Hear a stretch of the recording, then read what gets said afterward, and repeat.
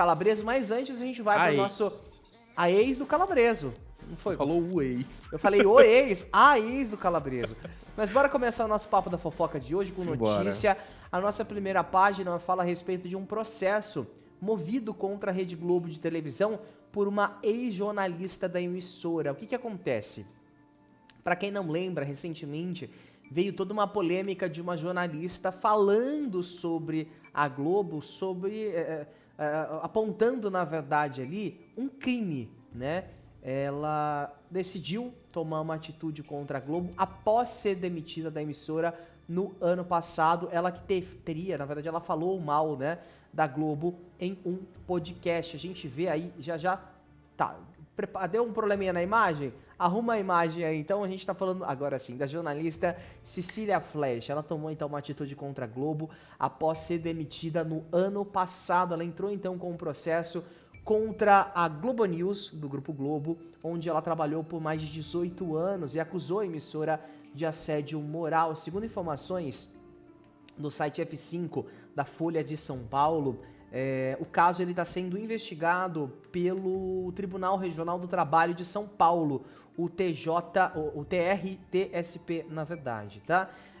Esse caso deu muito o que falar na época. A Cecília está exigindo uma indenização de 2 milhões de reais e ela afirmou que a saída dela foi de forma vexatória e vergonhosa em junho de 2023, depois que a entrevista que ela deu pro É Nóia Minha, um podcast, ter repercutido de forma negativa. Naquela ocasião, ela criticou a linha editorial da emissora, se referindo ali à programação da Globo News, abre aspas. Tá um saco, a Globo News só tem política e economia e política, política e economia, fecha aspas. Ela entregou que o apelido dos bastidores ali, que a Globo News tem, é Rivonews, fazendo uma referência ali, o Rivotril é um remédio tranquilizante usado no tratamento de ansiedade. Ela registrou esse nome, não foi? Ela tem um canal no YouTube onde ela faz lives, né, com notícias e tudo mais, com esse nome. Agora, o que me chama muito a atenção nessa situação é que, obviamente, tem que ser apurada as acusações que ela está fazendo contra a emissora, porque isso tem que ser levado a sério.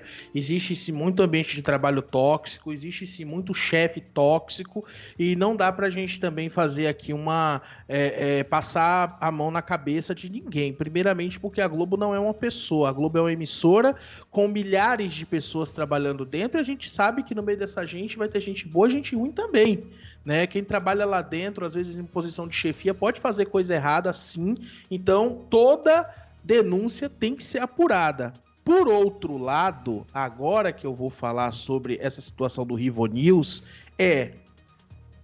essa questão aqui de saída de forma vexatória, né? Ao meu ver, a única culpada é a apresentadora. Quem foi a público falar sobre isso foi a Cecília Flash. Ela quem deu essa entrevista num podcast, tudo bem que pode ter sido ali num contexto onde ela estava dando risada, né? Que a gente até falou aqui que era um contexto, mas você está falando da empresa que paga o seu salário, pô. Tem que ter, né? Tem que ter também peraí, né? Peraí. Então, assim, é óbvio, como eu falei, tem que ser sim apurado as acusações que ela tá fazendo, né? Essa questão de assédio moral realmente é um assunto que está em alta, porque está acontecendo e agora as pessoas estão ganhando essa força para, né, processar, para falar sobre, para não ignorar mais isso. Agora, reclamar dessa situação de ter sido demitida, como foi aqui, de forma vexatória, né, e tudo mais, foi só por conta de uma entrevista que ela mesma concedeu.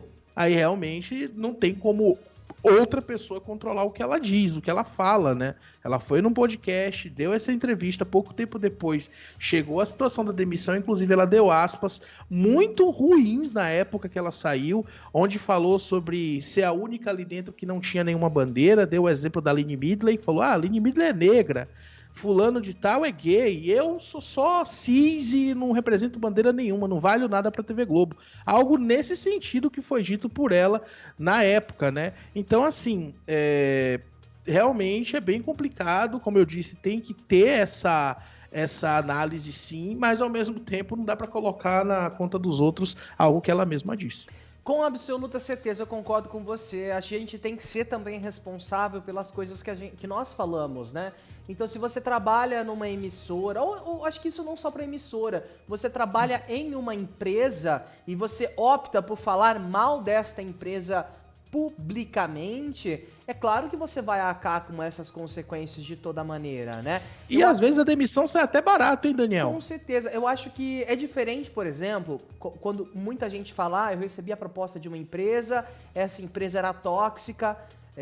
Qual que é a orientação nesses casos que os advogados dão?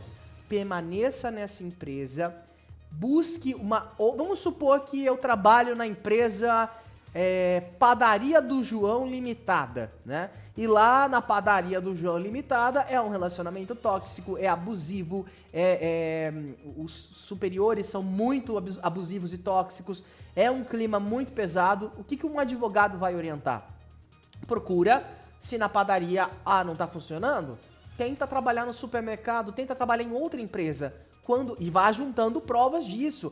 Junte provas desse assédio moral, de tudo isso que você está falando. Quando você conseguir sair, entre como um processo. Falo isso por experiência própria, porque já tive experiências ruins em empresas, como a grande maioria dos brasileiros que são ou que já foram CLT já tiveram. A gente sabe como que é, infelizmente, humilhação, né? Humilhatório, né? Vou usar essa expressão inexistente, o mercado de trabalho.